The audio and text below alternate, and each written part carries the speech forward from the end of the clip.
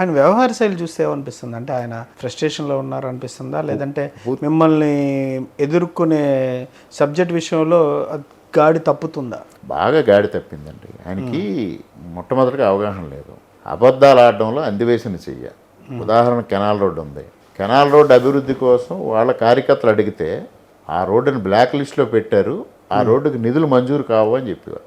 అసలు రోడ్డును బ్లాక్ లిస్ట్లో పెట్టడం లేదు, కాంట్రాక్ట్ని బ్లాక్ లిస్ట్లో పెడతారు. అవును, కాంట్రాక్టర్ మాత్రం బ్లాక్ లిస్ట్లో పెడతారు. అదే మాట్లాడేవారు. ఇవాళ నేను వచ్చిన తర్వాత ఇప్పటికే 14 కోట్లు రిలీజ్ అయింది.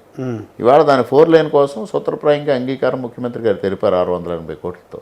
ఇది చూసిన తర్వాత ప్రజలు ఏమనుకుంటున్నారు, ఈయన కనీసం ఒక గుప్పడి మట్టి వేయలేని పరిస్థితిలో ఆయన ఉంటే ఇవాళ ఈయన వచ్చిన తర్వాత బ్రహ్మాండంగా రైడింగ్ సర్ఫేస్ వచ్చింది. వాళ్ళ కార్యకర్తలే సోషల్ మీడియాలో పాజిటివ్గా రెస్పాండ్ అవుతున్నారు. అవి చూసి ఆయనలో అసహనం పెరిగిపోతాం. జన్మభూమి ఎక్స్ప్రెస్ గురించి కూడా హాల్ట్ డిక్లేర్ చేసిన తర్వాత కూడా జరగదని మాట్లాడారు. డిక్లేర్ చేసిన తర్వాత మేము స్టాపేజ్ డేట్ జనవరి 6th అని డిక్లేర్ చేసిన అది 10 రోజులు ఆగుద్ది, తర్వాత ఉండదు. నిడదవోలు అడుగుతున్నారు, అటు పిఠాపురం అడుగుతున్నారు. పవన్ కళ్యాణ్ గారు అడిగితే ఇక్కడ ఆగుద్దా, అక్కడికి పోతుందని ఆయన తప్పుడు అలాంటి ఎందుకంటే ప్రచారం. ఏ స్థాయికి ఆయన దిగజారారు అంటే ఆ రోజు పెద్ద క్రౌడ్ వచ్చింది. ఆ రోజు మీరు వీడియోలు చూడండి, లేకపోతే చూడండి, మీడియా చూడండి, ఆ #1 ప్లాట్ఫామ్ మొత్తం నిండిపోయింది. వచ్చారు, మీటింగ్ అయ్యింది. మీటింగ్ అయిన తర్వాత పురంధరేశ్వరి గారికి సన్మాన కార్యక్రమం జరుగుతుంది. చివరి ఎండకు వచ్చేసింది. అప్పుడు ఈ కుర్చీలు ఖాళీ అవుతాయి. కొంతమంది వేదిక మీదకి వచ్చి దండలు వేస్తారు, దండలు వేసిన వాళ్ళు ఏమో కొంత దూరంగా వెళ్ళిపోతారు. అప్పుడు ఎవరో ఒక చేత ఖాళీ కుర్చీల ఫోటో తీయించి మీ మీటింగ్లో జనం లేరని మరుసటి రోజు పోస్ట్ చేశారు. జనం నవ్వారు. అంటే ఫ్రస్ట్రేషన్ ఆ స్థాయికి వెళ్ళిపోయింది. వాస్తవాన్ని అంగీకరించలేక, ప్రతిపక్ష నాయకుడిగా వాస్తవాన్ని అంగీకరించలేక ప్రతిదానికి నిందారోపణ చేయడం అనేది, అది చూసిన తర్వాత ప్రజలు ఈయన చేసే నిందలన్నీ ఈ విధమైనవి అనేది అభిప్రాయానికి వచ్చేసారు.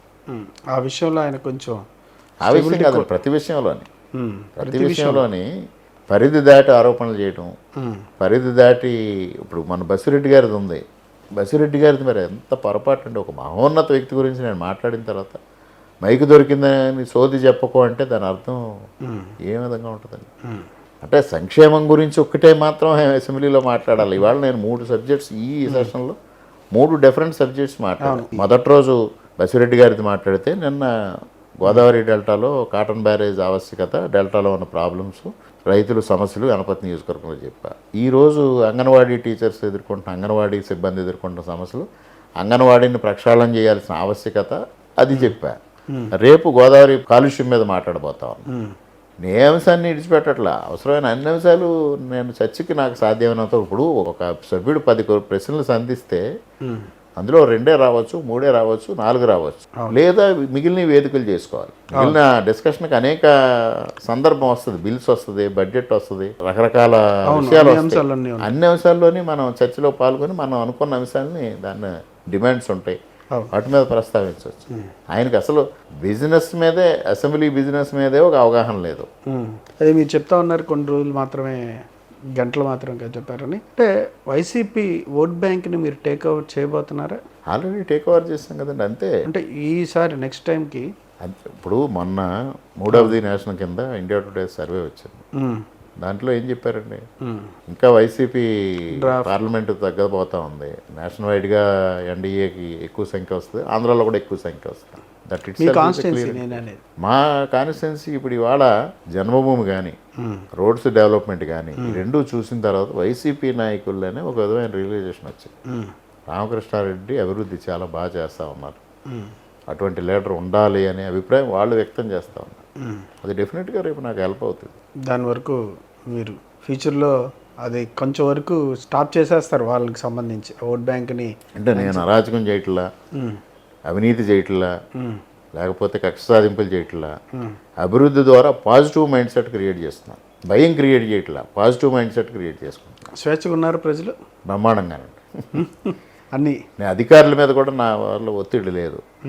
అధికారులను కూడా ఎక్కడా పరిధి దాటి ప్రవర్తిస్తుందని చెప్తా. రూల్ ప్రకారంగానే వెళ్ళండి, ఎగెనెస్ట్ రూల్ కూడా రికమెండ్ చేయను. అది కూడా చేయట్లా. అంటే ఆయన బయట ఉండడానికి ఆయన చేయలేదా తప్పులు, లేదంటే మీరు ఇంకా దాని మీద చేస్తూ ఉన్నారా? ఇప్పుడు కొన్ని ఎంక్వైరీలు జరుగుతూ ఉన్నాయి, కొన్ని చట్టం పరిధిలో కొన్ని కార్యక్రమాలు జరుగుతూ ఉన్నాయి. అన్నీ వచ్చిన తర్వాత వస్తాయి. అన్నీ వచ్చిన తర్వాత వస్తాయి. మీరైతే అధికారుల మీద ఒత్తిడి కావచ్చు, లేదంటే ఆయన బ్యాక్ ఎవరైతే ఉన్నారో వాళ్ళందరి మీద ఎంక్వైరీలు కానీ ఏం చేయట్లా జరుగుతున్నాయి. ఆయన తప్పులు చేసిన వాటి మీద స్పష్టంగా ఇవాళ జీబీఆర్ కాలేజ్ ఉంది, ఎంక్వైరీ జరుగుతూ ఉంది.